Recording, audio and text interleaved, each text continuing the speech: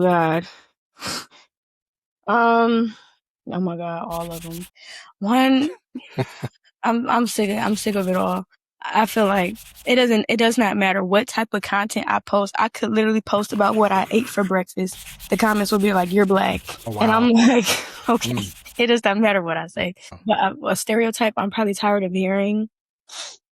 Probably still the angry black woman stereotype is still more prevalent than people think. I still Yeah. hear it so often, and that's why a Yeah. lot of people try to get me to a certain place. People really try to push me, but like I said, I'm beyond it now, above all of that. Have you ever, was there ever a social media content creator that you wanted to work with and you found out? I plead the fifth. I plead the fifth. Look at me being messy. Don't Trying to get me blame caught up. me. You instigated. Don't blame me. Mic check 1, 2. Yeah. I said it's past the mic, son. Podcast show. Men's mental health, I had to let you know. I said it's past the mic, son. Podcast show. Men's mental health, I had to let you know. Welcome to the Pastor Mike's Son podcast show. We have a special guest in the building tonight. I'm going to introduce this young lady. She's going to be a great guest on the podcast. Actually, you know what? She's made Pastor Mike's Son history tonight. She is the first woman on the Pastor Mike's Son podcast show. So that's big. That's big. Hey, look at Yes. that. That is so Yeah. dope. Absolutely. Absolutely. So I'm going to do a quick introduction and then we're going to jump right in. Tonight's guest is more than a content creator. She's a cultural bridge builder, a communicator, and a woman using her voice to expand how people see themselves and the world around them. Known online as Black Girl Polyglot, Bethany Cox has inspired thousands through her passion for languages, culture, and global connection. But beyond the fluency and the viral moments is a deeper story, one about discipline, identity, confidence, representation, and purpose. In a world where Black women are too often underestimated, Bethany is challenging stereotypes one conversation at a time. Through language learning, she's proving that communication is more than words. It's connection, empathy, courage, and transformation. Tonight, we're not just talking about speaking different languages. We're talking about becoming different versions of ourselves, navigating visibility in the digital age, protecting your mental health while building a platform, and what it means to truly belong in spaces people never expect you to enter. Pastor Mike's Son family, help me welcome the brilliant, inspiring, and globally minded Bethany Cox. Yes. How was that for you? What an intro. That's such an honor to be introduced in that manner. Yes. Thank you so much. Yes. It's an honor to have you on the show today. And Thank you once for again, I having do appreciate you being on. So let's jump right in. So who were you before Black Girl Polyglot began? Honestly, because this whole journey with languages started with Spanish. Before I got into like the science of anything, before I got as deep as I am now, I was just a child, a regular. I had a healthy childhood. I had a great childhood.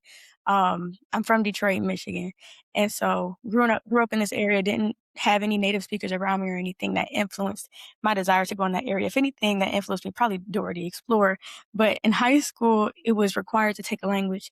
So I took Spanish in high school, and that's what led me down this journey. But honestly, yeah, it really depends on whatever era of my life that we speak of, like before I started my language learning journey or before content. Um, because before the language learning journey, I was just in high school. I was 13 before I started, 14 when I started learning Spanish. Okay. Wow. Shout out to Detroit as well too. Yes. Shout out to Shout out to the Pistons. Yes. They Are what they you a said. Pistons fan? Yes, hurts. I know. Go too soon. But you got to be proud of them this year. You know, they Very, made a big step. very, yeah. All right. So what kind of child was I've always been a very creative, very inspired, very free-spirited. My family always, defined me as a free-spirited soul. I love talking to so many different people. I love exploring things that maybe my family wasn't into exploring. I love talking to new people. I love making new connections. I love meeting new friends, all different cultures because we grew up in the city, but after when I was young, we moved to the suburbs as soon as we could. And so when I moved to the suburbs, I was in a predominantly white school and it completely shifted my perspective on a lot of things. And I started experiencing a lot of things early on that probably wasn't fair to me, but it now has helped cultivate where I am today. A lot of racism, it was like the boonies. And so, I experienced a lot of racism at a very early age. We were one of the first Black families to move in that area. And so, from a very young age, I also developed like this passion for activism. I think like all of I'm passionate about a lot of things, but I think the sole center of all of them is activism and wanting to do more for people at the end of the day. And that definitely showed in my life early on. Like in high school, I used to be making petitions. I used to be in that office. Anytime I saw people injustice of any kind, it used to bother and irk my soul. And so that's probably what I was exploring the most at an early age, leading protests, especially within like the 2020. I'm 24 now. So I graduated high school only in 2019. So 2014 and 2019 was Okay. when I was, still in high school. But yeah, I've always been a very open soul. I've always been wanting to travel and explore new worlds, new people, new cultures, new connections, all of that. Absolutely. Yeah. And with you saying that you grew up and you moved to a predominantly white neighborhood when you were younger, did it make you feel different intellectually or creatively from people around you, knowing that you're around a different culture? Yeah, I think I definitely went into my show just like a little bit more because I remember when I first got there, I was immediately getting monkey jokes. What do second graders know about monkey jokes? I don't know. It's taught, obviously. And so from an early age, I had to figure out how to navigate that. And it's never fair because it's like you talk about it now and people will be like, "Oh, well, they were young, they didn't know what they were doing." Like, if you're young enough to dish it out, I was young enough to have to experience it. It's the same thing. It's just I had to I just had to learn to navigate stuff early on, and I feel like, I was about to get double promoted when we were in the city, but then when I moved to the suburbs, they didn't wanna double promote me anymore, and my mother had to go to court for that, and she fought for me in court to make sure I got my proper education, and so from that, they started this whole, split class, like, I would go to 1st grade, and then at 12 o'clock go to kindergarten down the hall, and then the next year, I was in the same class with, like, 1st and 2nd graders. So it's like from the moment I got there, I started picking up on the culture very, very quickly. I realized where I was. I'm like, "Oh, this isn't like what I thought I was about to be around." Right. Yeah. Right. And so was speaking a different language or learning a different language become an escape or a form of self-discovery for you? I think once I got in high school, young people, we all go through crisis not knowing what to study. Especially people go through that all 4 years. Some people don't figure it out until 5 years later, what they wanna study. Um, and so just exploring stuff, but I do remember my first day of Spanish class in ninth grade, and the first Spanish word I learned was, aquí, because she was taking attendance, and that means here. She's like, "Just say here," and then when I said it, I was like, "Oh." I feel something. I was like, "Oh my god, I love this." And so, I never had anything that, I never had anything that made me have any hesitations towards Spanish or learning anything like that. I immediately fell in love with it. And so, I'm going back to your question. No, I don't wait, hold on. Oh my god, what was your question? I Are you began good? Yeah, I you began good. wait. Am I Wh- answering your question? Just let Yeah, me know yeah, if I'm going off track. absolutely. Yep, absolutely. Just let me know. No, no, But you good. yeah. Um, Spanish for me has always been something instilled in me, but never around me. So it's kind of strange how quickly I fell into it. And it was like an escape for me at a certain point because after I started learning Spanish, I started diving into all these other languages in my self-study time. So Spanish was in the classroom. Then at home, I would take my free time and sit down and study um, Swahili and ASL, and I would study actually Morse code too. Oh, okay. So you can speak more than two languages. I've studied a lot. My proficiency in speaking is probably the best in Spanish, but for my linguistics program and my self studies, I have to study a lot of writing systems. Just studied a lot of languages. That's where the polyglot comes from in my name. Yeah. Yeah, yeah. I know, one of the reoccurring conversations in Black multilingual communities is the feeling of, constantly being tested or doubted because of stereotypes around, intelligence and language mastery. Um, as a Black woman in the language learning space, do you feel like people are shocked by your intelligence? Which is even a crazy question for me to be asking you that.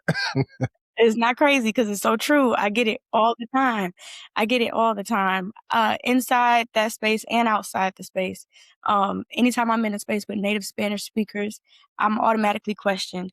And you can't tell just by looking at someone if they I don't like to assume that people speak Spanish. You don't know if people speak Spanish or not, or whatever their heritage is. And so, no, I'm not Afro Latina, but the fact that people question me so often before I even get a word out, I'm like, I can't imagine what that's like for people who actually have the heritage, who actually have the cultural background around their people. And I've heard from so many different Afro Latinas people not being able to feel like they belong or fit in.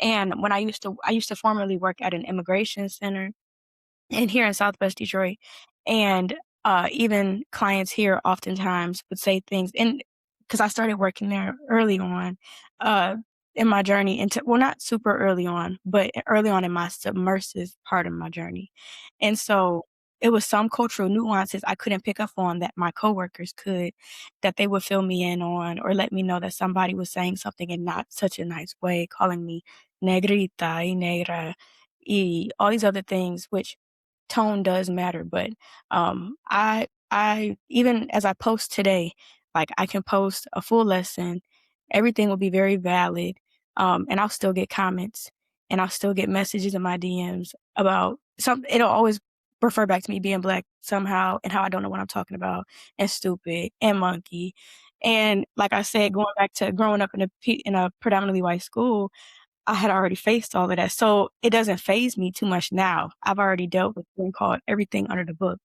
and so now when I get those comments and when I get those messages, it's like it it's just more telling about where we are, and it's crazy how you can just be teaching, like, I'm solely just teaching and informing people about a language and about the science behind language, but it still gets under people's skin so much to the point where it's like, people feel like I should have a place here either. It's very strange to me. Right. Right. And when you do speak Spanish, like say if you go to a restaurant where they're speaking Spanish and you order your food in Spanish, do they tend to uh try to speak English to you first? I mean, they hear you speaking Spanish, but then try to switch back to English just Mhm. because of the color of your skin. Yes, and I have some Uh, videos on my page that show that too. I will be speaking Spanish and people will still respond to me only in English, and it's like, okay, I know native speakers deal with the same thing sometimes, or heritage speakers, people who, um, are Latino, but it's a very common thing. I will go to a restaurant today, try to order my food in Spanish, and some people respond to my comments, they're like, "Well, maybe they're just trying to practice their English." I'm like, "That's it's not the case because a lot of times when it happens to me, it's people who already speak English very fluently too. And sometimes and I've had to take a step back sometimes because I used to get very frustrated in the beginning. But it's something that's bound to happen, and it's more telling for other people than it is for me. And if I can speak Spanish and you can still respond back to me, whether you're responding in Spanish or English, I know you can understand me. Sometimes it is very, pretentious. People are trying to be petty. Um, I remember one time I went to my favorite food is elote. Well, one of my favorite foods. I love corn, street corn, and I saw a stand, and I went up to the stand, and he was asking me, it was a father and son. The son spoke more English than the father. I was about to order my elote. He was asking if I was ready. I said, "No, I'm still looking at the menu." He said, And I said it in Spanish. I was like, todavía estoy mirando al menú, porfa. Todavía no estoy lista. He was like, what? And I repeated myself again, and he was acting like I couldn't speak. And so he told his father in Spanish, oh, she doesn't even speak good Spanish. I'm like, I fully understand you. I'm like, I'm right here. And I ended up and I responded back to them in Spanish, and his father was trying to apologize on his behalf. I said, "It's okay. Mm, You already messed it up. I'm about to go elsewhere." But that's a daily thing, and I feel like no matter how far I get in my journey, there's always gonna be people who are gonna have those, preconceived notions about Black people speaking the language, especially Black women too. mm. Mhm. So, do you think? Because I know social media, is a big thing now, has created a culture of like performative intelligence. Like some people use their skill sets in, just to get views or just to, say, hey, everybody, I know how to speak a different language and you don't. But I see from your with your on TikTok and your other platforms and YouTube that you actually, this is your lifelong dream, that you want others to be fluent in Spanish as well too. And I see your passion in that. But do you think because of social media, everyone is more performative than intentional? Think I do see a lot of performative people.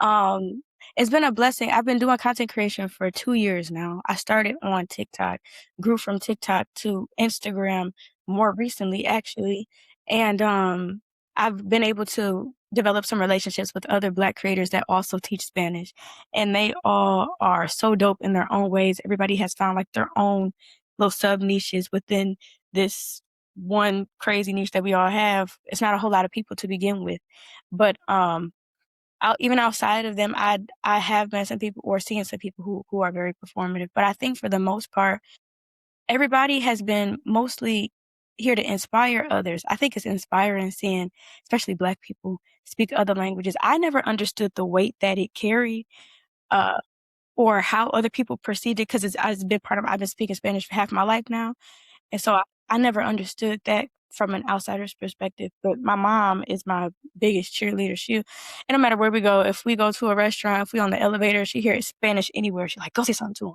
I'm like, "What do you want me to say?" We just went on a trip to Costa Rica a few months ago, and she would just FaceTime me and put the phone in somebody's face, and me and this Spanish people just staring at each other. I'm like, "I don't know what she wants me to say to you."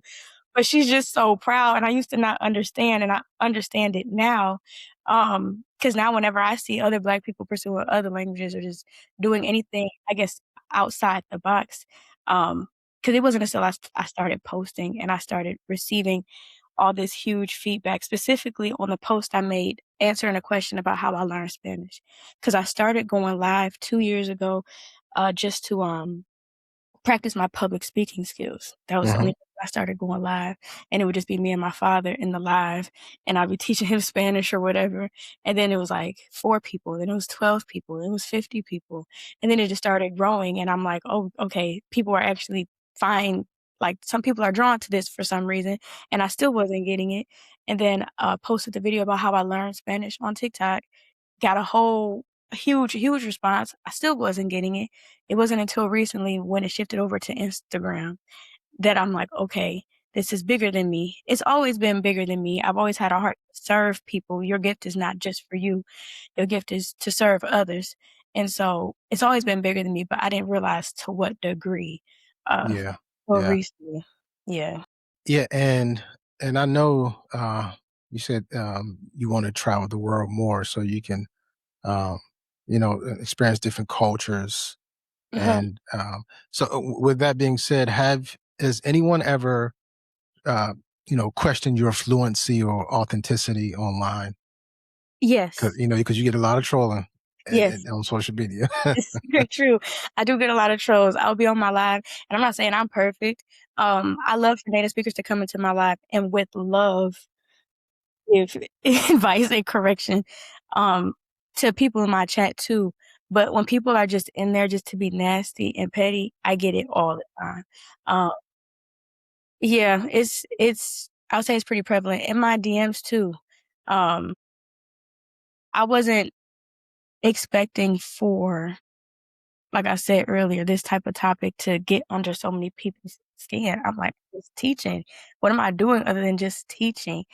And, but, I have been met with a lot more love than anything else though, because because I mean, a lot of people, when they want to learn a language, they want to pursue a native speaker most times. They want to Yeah. go for somebody who is a native speaker in the language. But I think a lot of people lean towards me because I'm a native speaker of English, so I can understand your English brain. I can understand the wiring of your brain and why you would think a certain way. And then my linguistics background too, being able to help me break down information in such a way that some people can. I always tell people, just because you speak a language doesn't mean you can teach it. Not everybody who speaks English can teach English to somebody else. And Yeah. not everybody who speaks English could be an interpreter either. Just because you know two languages doesn't mean you could be an interpreter. It's a skill set. And so I think I have been met with more people who respect my craft and my journey Yeah. more so than Absolutely. the trolls, which has been a blessing. It's been we've been cultivating an actual community, which I'm excited about because I didn't want it to be a place where I just have like a couple viral moments. I want it to be something consistent and build a community where people feel seen and feel supported truly. Yeah. Absolutely. Now, educate us a little bit on um, the different dialects of Spanish. Like, for example, is a difference between the Dominican Republic and let's see what Mhm. Mexico. Is there different dialects? Yes, uh-huh. Okay. Okay. Every country pretty much has a different dialect. You have Okay. Spain Spanish. Spain is known for having a lisp when they talk. They say gracias instead of gracias. And then when you go to Latin America, it ain't no lisp. Well, and some countries may have a little bit of one. Argentina, it's a lot of this like zh sound. You have Dominican Spanish, which is known for being very short and kind of. I compare Caribbean Spanish to African American vernacular English in the Yeah. sense of how we shorten words, Yeah. and it's like the same type of swing. And I have a video on my page explaining that too. Um, you have Mexican Spanish, it's a lot slower. Hmm. Um, the slang is different, but yeah, the different dialects have different manners of speech, different places of pronunciation, different places of articulation and manners of articulation. There's sounds that exist in some dialects that don't exist in others, which is crazy to think too. But it definitely is like another language to a certain degree.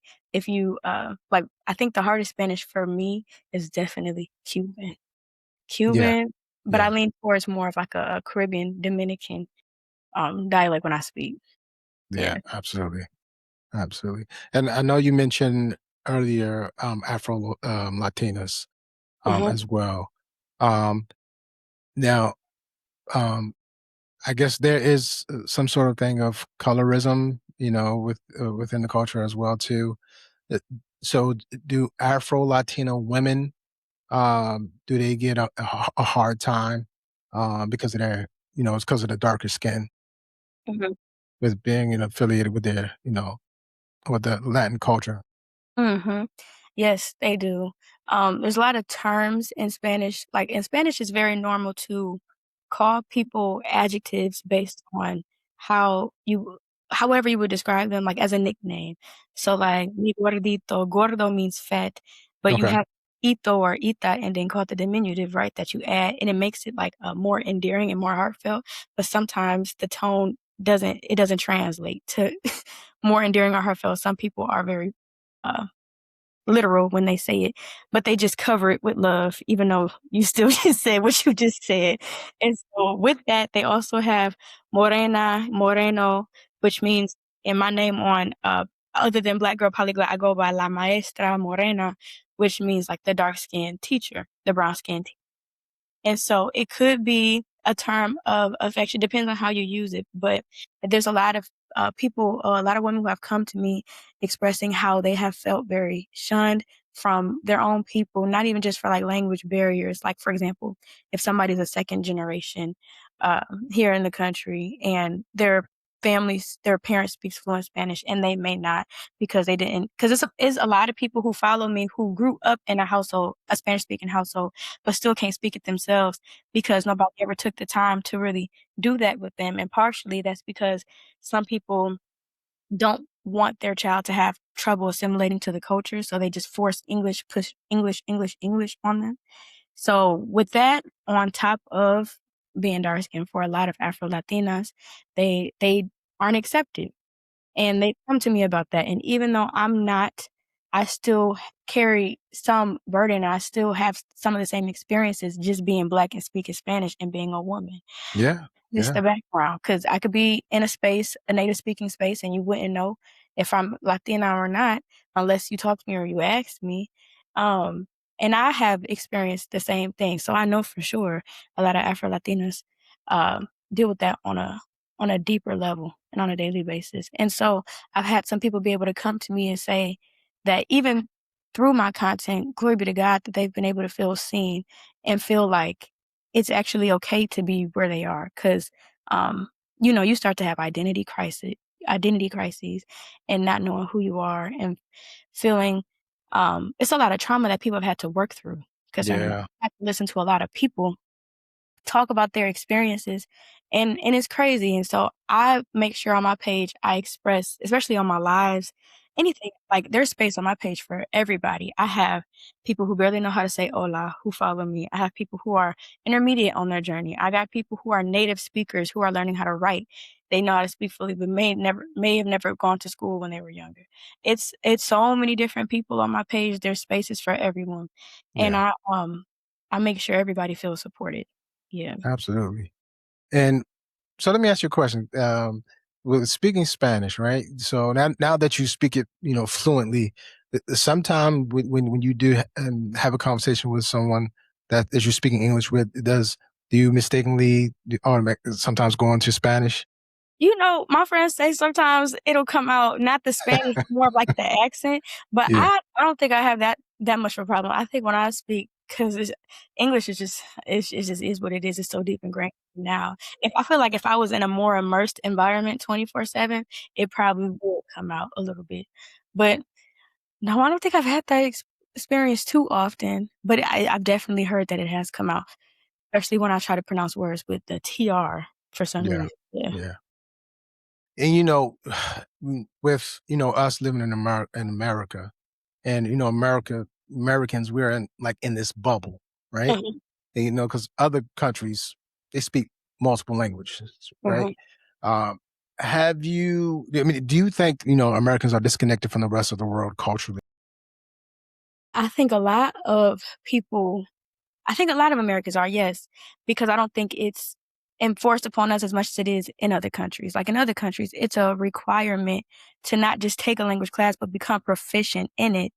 And specifically with English too, with a lot of countries, because you got to need it to be able to get around in a lot of cases. But a lot of Americans here, um, I can see that there's like a desire a lot of people have. It's just that people don't know really where to go or what direction to get pointed in, um, and where to start. Not just with a lot of things. With language learning, I didn't think that my content would have so many people interested. Even people who didn't know that they would be interested have been drawn to the page. And so, um, yeah, I think the United States has a really bad rep for people not really understanding geography, people not really understanding world Yeah. history, Yeah. and I blame our education system. I Yes. really do. Yes. It's beyond a lot of people, and then after a certain point, people just don't care anymore. But for those who do, I will say I give credit to the fact that there's a lot of people I see who still have a desire, who are still making that effort because the internet's still there.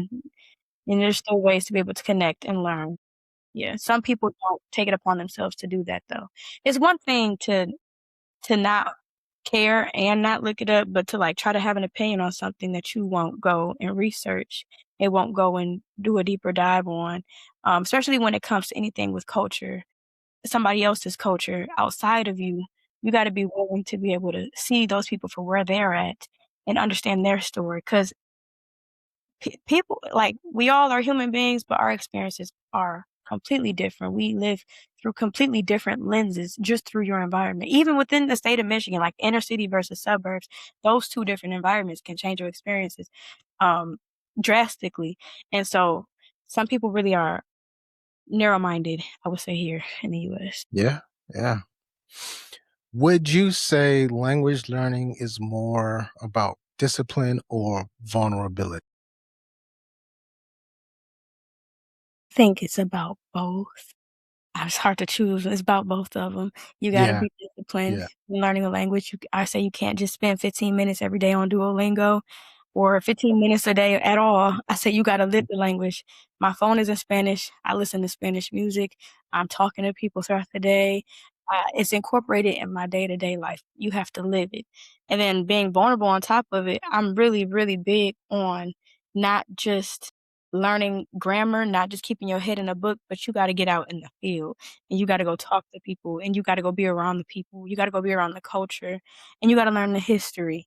I would say you gotta learn to understand the people, you gotta understand the history. And so, 'cause it's so much deeper than just grammar for a language.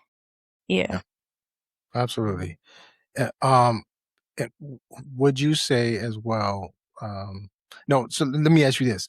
So, if someone wanted to learn Spanish, what is the first thing or the first lesson that they need to learn about speaking Spanish? The first place you should start is the alphabet.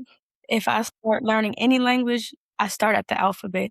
I Okay. learn if it's and I just posted a video on this yesterday. I learned if it's a phonetic language, meaning is the word predictable on how it's gonna be pronounced based on how it's spelled, or are there some rules that I need to know about? I learned if it's a tonal language, like in Chinese and Mandarin Chinese, tone matters. You say the same word with a high intonation at the end or high inflection versus low, it changes the meaning.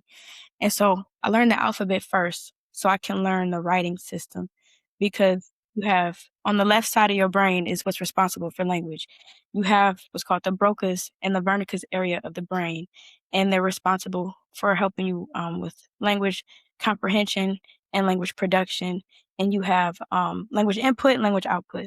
So your input is everything you read and everything you listen to, and then your output, of course, is your writing and your speaking, but you can't have output without input. And so I will learn how to write first, focus on my input first, and then you can focus on your output. But the alphabet, that's where I start. Okay. Yeah. Okay. So, how do you say A in Spanish? Ah. Ah, okay. Yeah, I know that was crazy. I was just interested. Okay. No, All it's right. big though, because a lot of people, it's like however you hear a letter pronounced in the alphabet, that's how it's going to be pronounced when you see a word. And so a lot of people, when they're trying to pronounce it, they still try to keep that English pronunciation. But after you learn the letters, it'll help you to be able to pronounce things so much better. Ah, okay. Yeah. Ah. Okay. Gotcha. Gotcha. All right. So, if I was to say, so if I was to, walk up to someone that speaks Spanish, and I would say, "Cómo está?"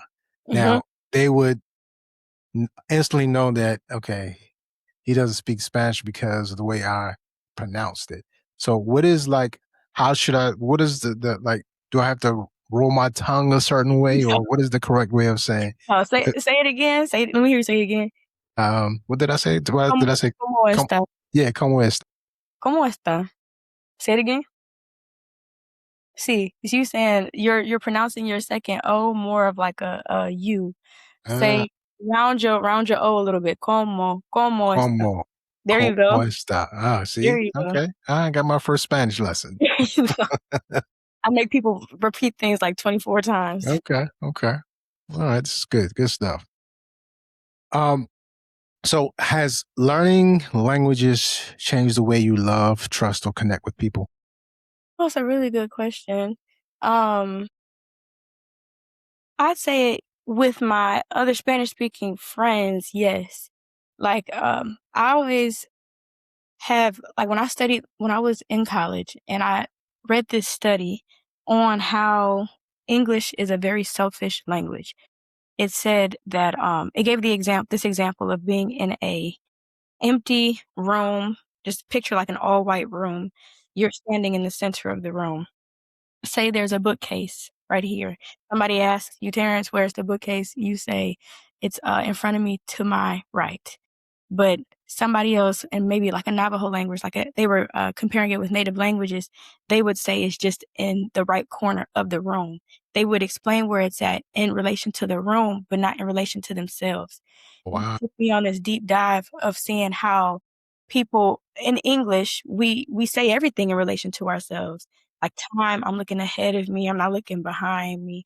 Everything is a lot of times in relation to us. And so it made me realize how much that affects people's attitudes and how this egotistical um, stereotype about Americans and how that probably stems from language.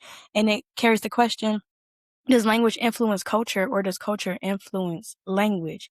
And so ever since then, I've looked at language completely different. It completely shifted my brain chemistry um, reading that study.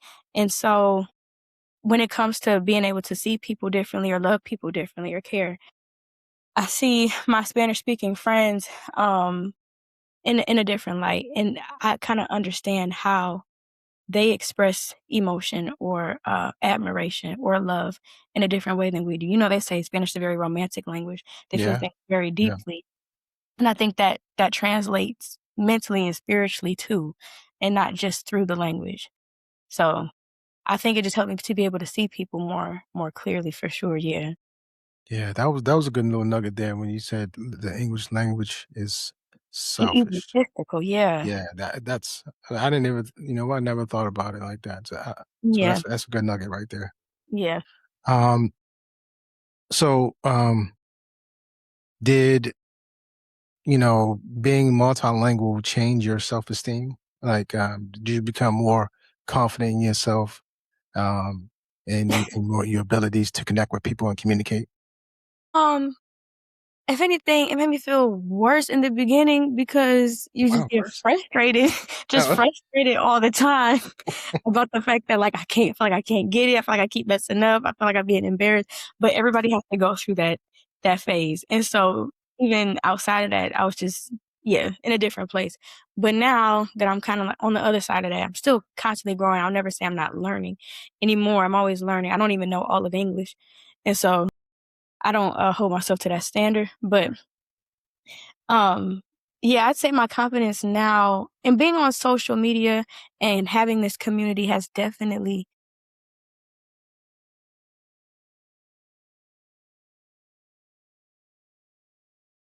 I promise you, I did not think that's can you hear me still? yeah, I hear you. Yep. I did not think that stuff would grow into what it is now, and so to be able to see what I thought was so small you ever heard of imposter syndrome? Yes. When you just Mhm. feel like no matter how hard you study or how well you know your craft, you still are just unsure. And so even to this day, even with the amount of people that God has blessed me to be able to help, sometimes I still be unsure. And it's real, but I tell my students, confidence comes from evidence. And after you have Ah, that evidence, then it's easier to be able to move forward. But in order to have that evidence, you need to do something. You need to just do it. So that means you gotta do it scared. You gotta do it afraid. I'm really big on just doing yeah. it afraid. Do it anyway. So, Pastor Mike, we're gonna hashtag that. Confidence comes from evidence. There we go. Hashtag confidence Confidence comes from over evidence. I evidence. like that. I like that. Yes. So with on our show with Pastor Mike's son, we focus on mental health, Mhm. um, and we want people to be able to, number one, people feel like this is a safe space to talk about things that they normally don't talk about or express themselves and how they deal with mental health. So I wanted to tap into your brain a little bit and how you deal with mental health, especially with social media and building your platform, because I know it could be tough sometimes. When you have the trolls or when you trying to figure out what direction you're trying to go and with your content and being consistent, which is that's work in itself, being consistent and and then you have other things you have going in your life. It may be affecting your mental health. So, what internal battles did no one see while you were building your platform? Um, the right before I decided to well before that, I have a history with my mental health and battling some things in the past, especially in high school. Um, in the midst of me starting my journey with language learning, but just in high school, I used to deal with, it wasn't a general anxiety disorder. I was diagnosed with a panic disorder. So I used to be in and out the hospital. I couldn't drive. I couldn't be around people. I couldn't even function. And since it was really bad. It was very, very, very crippling. And I feel like it's a very dark place to be. I wouldn't wish that on my worst enemy. And I remember, uh, I got accepted to the University of Hawaii, and I was that was, like, the first thing to get me excited in a long time, but then I started quickly getting frustrated because 'cause I'm like, "I don't know how I'm in Detroit, that's over 4,000 miles away. I've never been to Hawaii. I don't know anybody there, never been to the campus. I'll be over there by myself, that's the middle I don't know how to swim. It's all these things going through my mind, and so 2 weeks before the semester I ended up in the hospital, and, I'm sitting there and the doctors are talking to me. The doctor is like, "Do you have any plans for college? Do you have any plans for school?" And I'll tell him, the University of Hawaii I got accepted into, and he's immediately like, "No, you don't need to go there." He's like, "You don't need to go. Nobody's there for you. If something happens, that's like a 10-hour flight. That's the quickest flight you could get to me." And I'm telling you, like, it was really bad what I was dealing with. And so, but when he said that and I heard him say, "No," I was like, something shifted. I was like, "What do you mean, no?" All right. Immediately I was like, "Oh, no, this can't happen. Now I feel stuck." So, I forced myself and I pushed myself, and my mother pushed me, and she supported me in my decision. I said, "Imma go. Imma pick up all my stuff and go." It's probably one of the craziest decisions to make right now, but I'm gonna move. We're 4,000 miles away. And when I got there, um everything started shifting and everything started falling into place. Not just because it's Hawaii, but because that's where I was supposed to be. That's where God led me to be. And so ever since then, because I've been in such a deep, dark place before, I promised myself that, like, once I get on the other side, I'm doing everything I can. I'm not going back to that place. I'm very big on the way that I speak to myself. I'm very big on only speaking positive words, keeping only positive words around me. If somebody around me is speaking fear into my plans or speaking negatively over what I got going on, or just in general, I distance myself very quickly. I'm very protective of my space. And I feel like now it's not just happy, it's like the joy of the Lord that I have now. And knowing that I've been able to get out of that place, because I was a super dark place, it's not too much now I could say that would really deter me.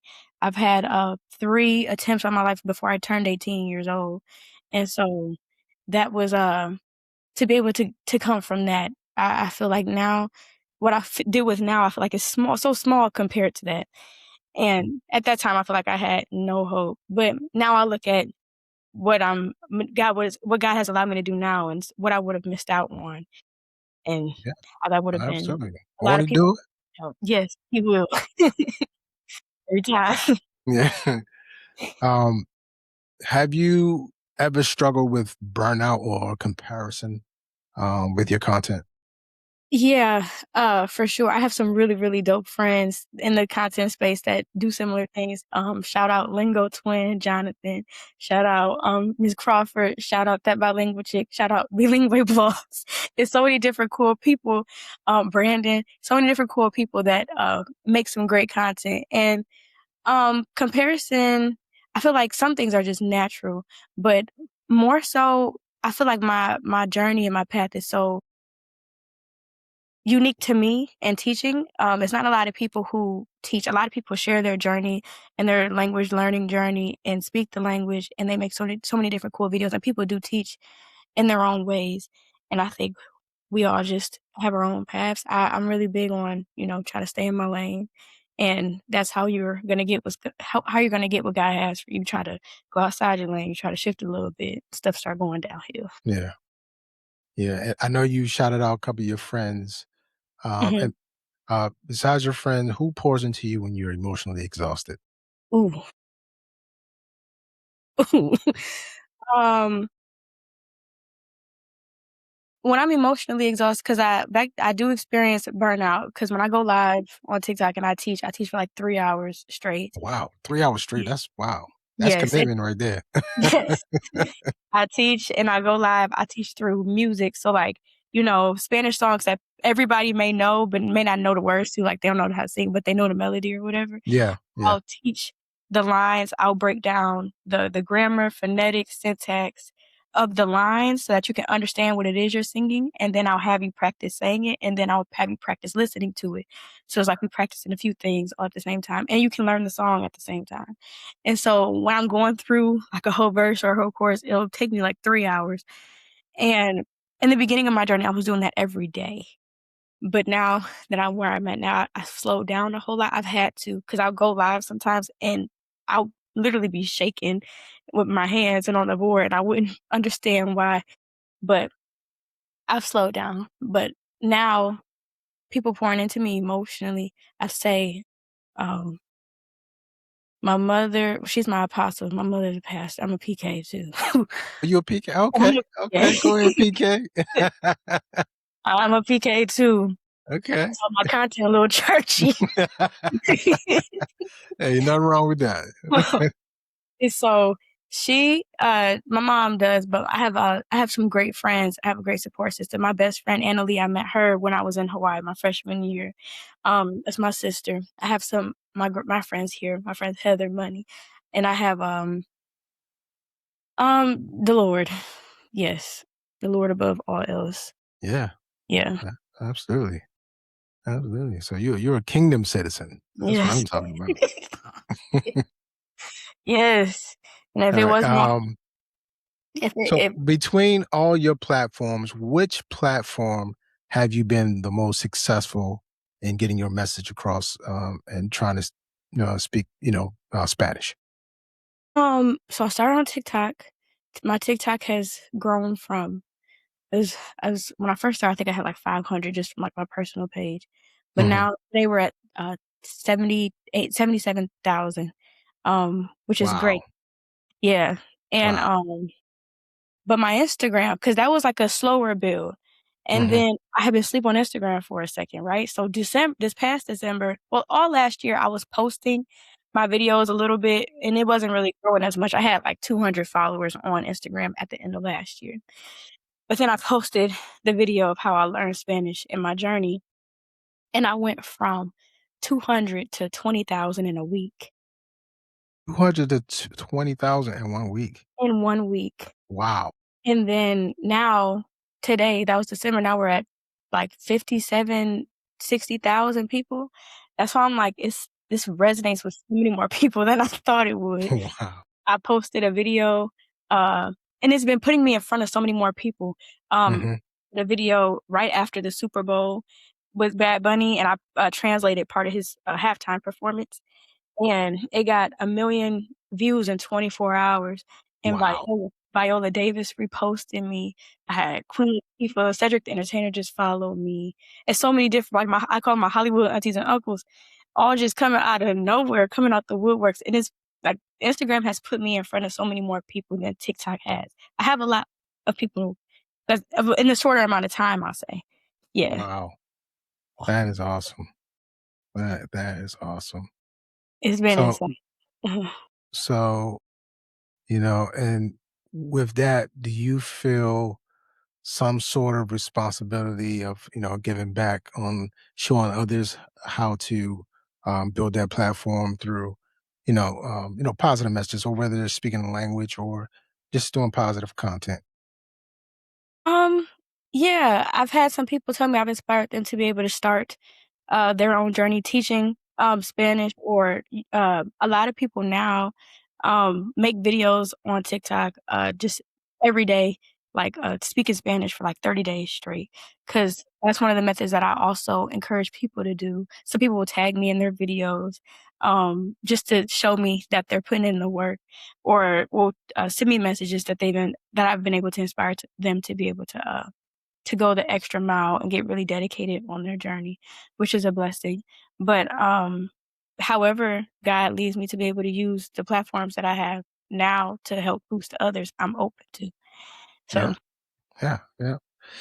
And so, with that being said, let's talk about what you were nominated for. oh, Yes. Yes, I saw your page. I saw you. you saw it. So Yeah. tell us a little about that. So outside of doing my Spanish, I'm I do film work. I'm a creative director for a film agency called Breako. We're a creative agency based in Detroit, but we do work all throughout the state of Michigan. We just had 2 documentaries that we did with the Ann Arbor Housing Commission. One is called The Road Home on the housing and homelessness crisis here, and then one is called A Letter to the West Side, which is the first one that we did. And recently, I just got nominated for my first Emmy award, which I'm super excited about. So Congratulations. thank you That so is so much. awesome. Thank you. So it's Yes. like kinda balance all of my Spanish work on top of the film work, 'cause it's not an easy feat. It's a lot of groundwork that we're doing with the films, and so sometimes I'll be, like, on a little hiatus, or I may not go live as often. People wonder where I am. I'm filming or doing pre-production, having meetings. That's what takes up most of my time, but I love it. That is Yeah. awesome. Thank That you. is awesome. Thank you. Wow. So It's so what is your next step as far as making films? Right now, we're already in production for another docuseries. Okay. Organization here, called BMEA, so I'm super excited about that. Um, yeah, I know it's stuff that comes up monthly, so it's mostly my schedule's so sporadic. That's another reason why some people ask me, like, when they ask me about lessons and courses and teaching, my main course is pre-recorded, and I have that available on my Linktree because my schedule is so sporadic, and it's hard for me to dedicate, like, 8 weeks, 6 weeks at a time. Um, yeah, but um, hopefully at some point in the future, when I have some more time, I can do something in person. That's one of my biggest goals for the Spanish stuff, to be able to do something in person real soon. That's gonna be great. That's Yeah. gonna be great. So let's talk about legacy and future. Mhm. So what, impact do you hope your platform leaves on Black girls specifically?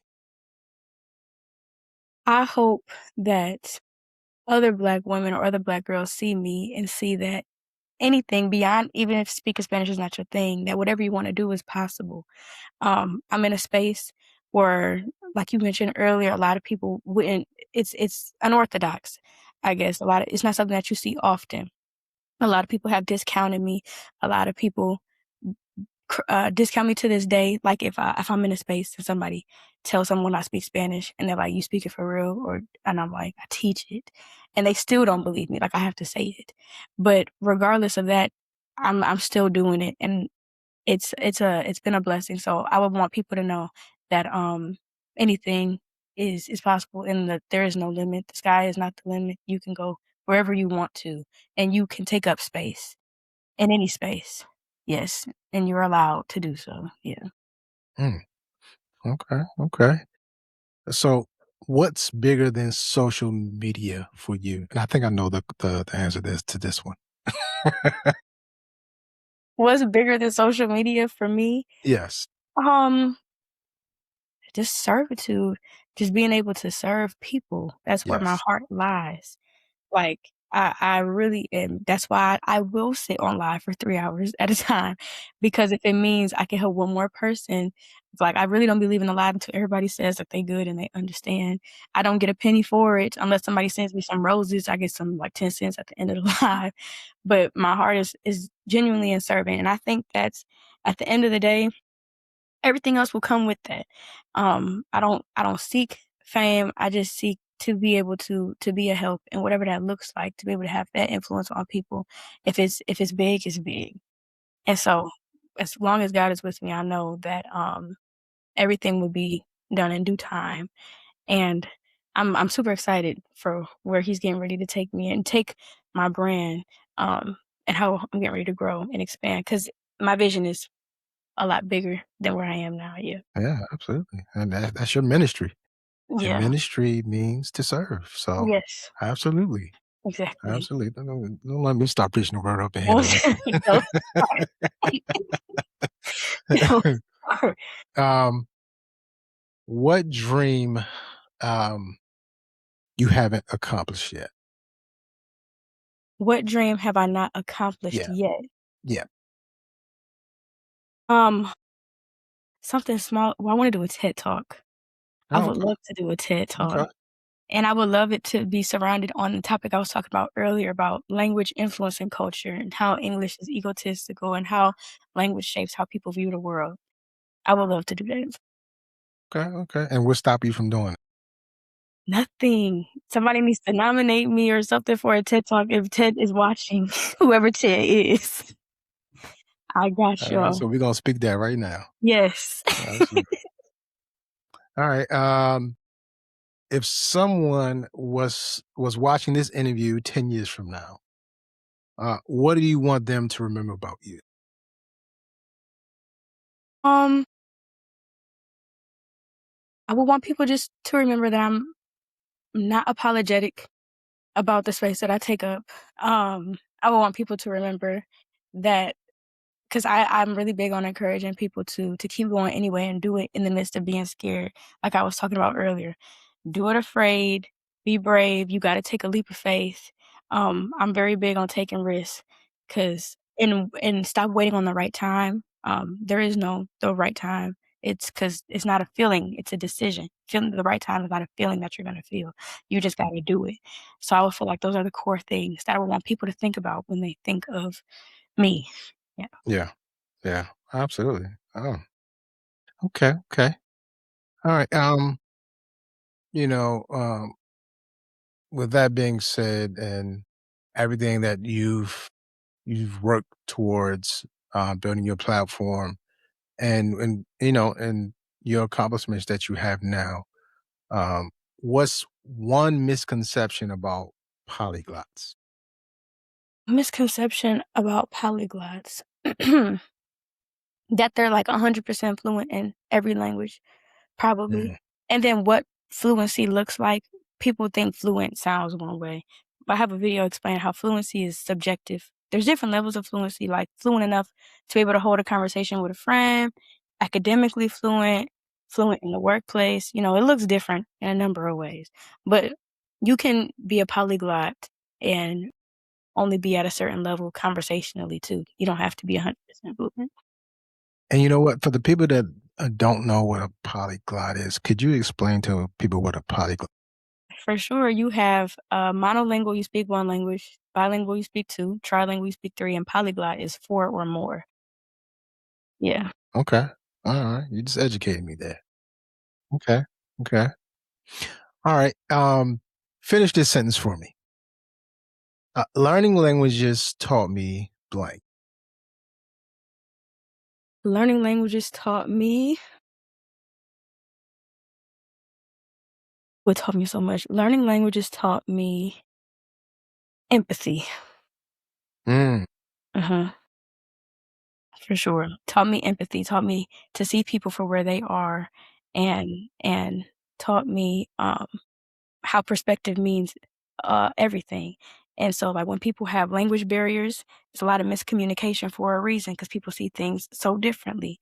And so, you can't expect people to see things the way that you see them. So, it taught me empathy and patience. okay, all right, great. All right, so we have this thing we call I plead the fifth. Okay. So Yes. you can either answer the question or you can plead the fifth. All right. Jesus. All Okay. right. So I'm not gonna push you too hard. Okay. All right. First question. Mhm. Have you ever pretended to understand a language when you didn't? Yes.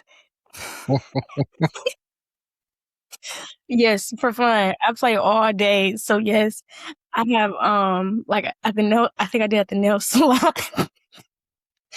At the nail salon, I'll do that. And I'm dedicated. I'm gonna learn Vietnamese and I'm gonna pop up on them one day. And the man who does my nails name is Alex. I'm gonna shock him one day.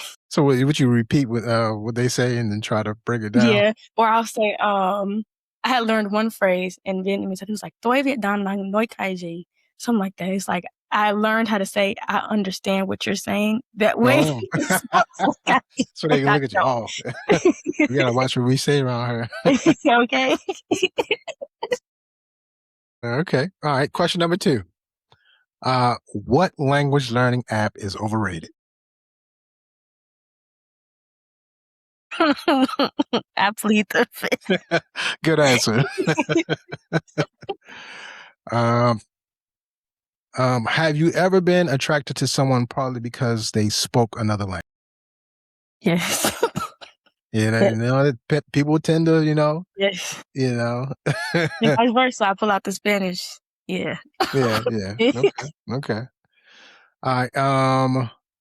What's one stereotype about Black women you're tired of? Oh God. Oh my God, all of them. One, I'm sick of it all.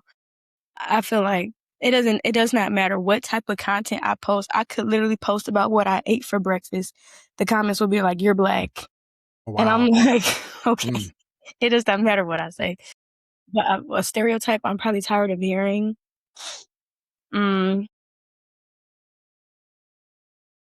probably still the angry Black woman stereotype is still more prevalent than people think. I still hear it so often, and that's why a lot of people try to get me to a certain place. People really try to push me, but I, like I said, I'm beyond it now, above all of that. Um, have you ever was there ever a social media content creator that you wanted to work with and you found out?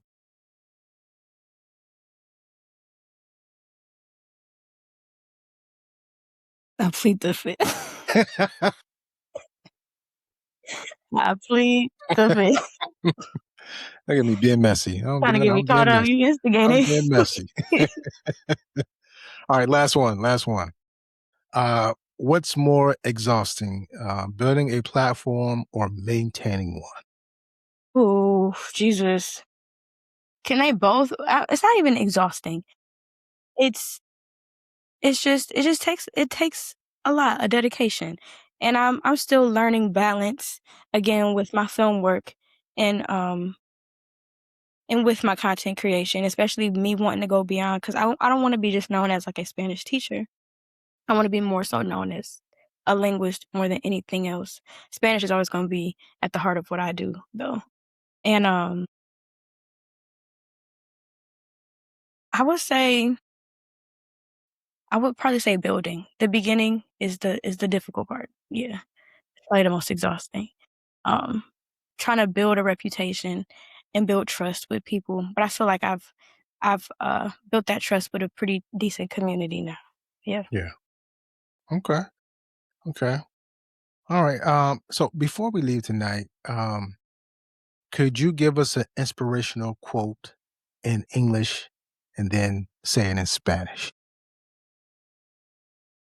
Ooh, see, you're gonna put me on the spot because now I need to find a quote in English to say.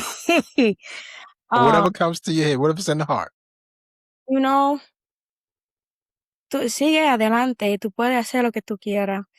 Y no hay un sueño que está tan grande que tú no puedes lograr. There's no dream too big that you can't accomplish. And to just keep moving forward and just do it. Whatever is on your heart, if you're led, stop overthinking. Just do it. Go for what you want, and it will come to you. Everything that you want wants you more. That's my mantra that I say to myself. Everything that I want wants me more. Sí. Todo lo que quiero me quiere más. Okay. All right. Well, Bethany, you have been awesome tonight. I appreciate you. This was a great interview. Thank you. And I just want to encourage you. And I'm going to support you as well too. I don't care how many people you have. You got 300,000. Thank I'm still you. going to support your Thank platform you. because you're doing a great thing, especially within our community. Appreciate that. So yeah, yeah. So I definitely had a great time talking to you tonight, and please let me know anything you have coming up that's new, and if you want to promote it, let me know. I'll definitely support and promote it on our page as well too. So For because sure. yeah, absolutely. Thank you. Yes, it was a pleasure talking to you tonight. And, you know, on Pass the Mic, like I said, this is a safe space.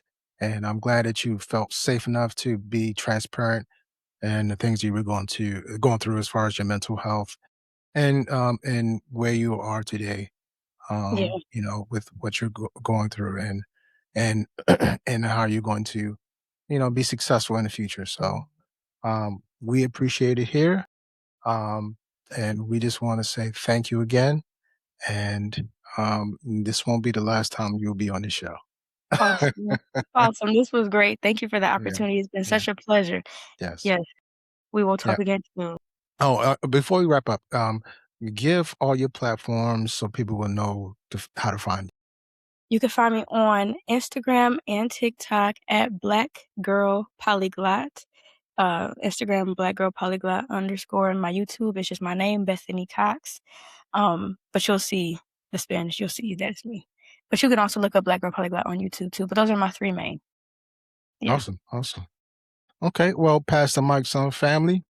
We're wrapping up another episode. Stay tuned. This episode will be out next Wednesday, so look out for there. And everyone, have a great night. Mike Thanks for check having one, me. two. Yeah. I said it's past the mic, son. Podcast show. Men's mental health, I had to let you know. I said it's past the mic, son. Podcast show. Men's mental health, I had to let you know. It's past the mic, son. Podcast show. Men's mental health, I had to let you know. It's past the mic, son. Podcast show. Men's mental health, I had to let you know. Every single man needs some support. Go ahead, speak your mind, don't hold back, let's talk. Every single man needs some support. Go ahead, speak your mind, don't hold back, let's talk. Now I see you at your lowest, I've been there before. Tell me what's been on your mind lately, let's talk. You don't have to hold it all inside no more. Tell me what's been on your mind lately, let's talk. I see you at your lowest, I've been there before. Tell me what's been on your mind lately, let's talk. You don't have to hold it all inside no more. Tell me what's been on your mind lately, let's talk. Lately, let's talk. Yeah. It said it's past the mic, son. Podcast show. Men's mental health, I had to let you know. It's past the mic, son. Podcast show. Men's mental health, I had to let you know. It's past the mic, son. Podcast show. Men's mental health, I had to let you know. It's past the mic, son. Podcast show. Men's mental health, I had to let you know. Every single man needs some support. Go ahead, speak your mind, don't hold back, let's talk. Every single man needs some support. Go ahead, speak your mind, don't hold back, let's talk. Now I see you at your lowest, I've been there before. Tell me what's been on your mind lately, let's talk. You don't have to hold it all inside no more. Tell me what's been on your mind lately, let's talk. I see you at your lowest, I've been there before. Tell me what's been on your mind lately, let's talk. You don't have to hold it all inside no more. Tell me what's been on your mind lately, let's talk. Lately, let's talk. Yeah. I said it's past the mic.